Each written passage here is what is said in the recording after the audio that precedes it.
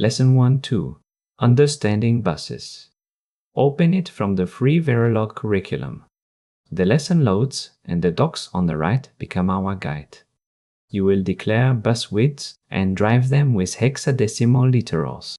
Finish the vector ranges, assign hex values, simulate, and read the waveform.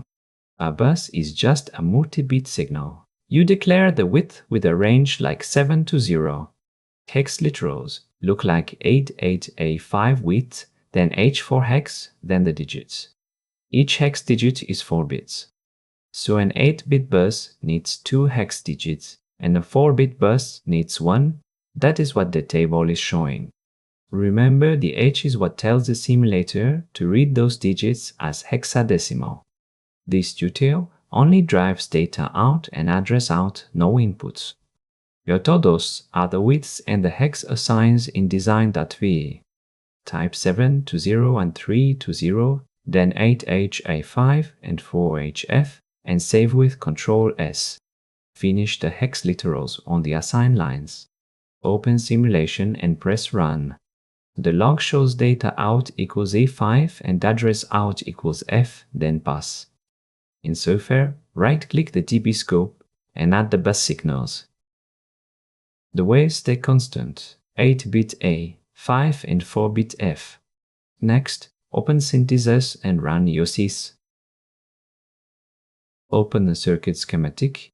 Constant drivers become tied nets and buffers.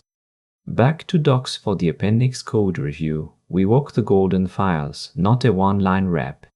In goldendesign.p, the duty ports are output 7 to 0 data out and output 3 to 0 address out. Descending ranges mean bit 7 is the MSB on the 8-bit bus and bit 3 is the MSB on the 4-bit bus. Then two continuous assigns, data out equals 8HR5 and address out equals 4HF. A5 is 2 hex digits for 8 bits. F is 1 hex digit for 4 bits. Width and digits stay matched. In the testbench, the wires mirror those widths 7 to 0 data out and 3 to 0 address out.